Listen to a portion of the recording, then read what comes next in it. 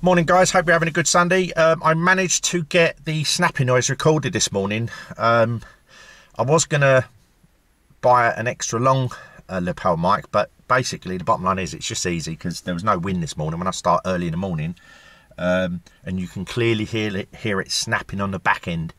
Now, okay, it could be a caliper that's activating due to the E-pedal as it's rolling back, but it didn't do it for 6 to 8 months. And one thing I've learnt regarding vehicles, if you ignore little tiny faults like this, they amplify and become a lot more serious as the time goes on. Hence the reason all of the faults in the car have to be rectified.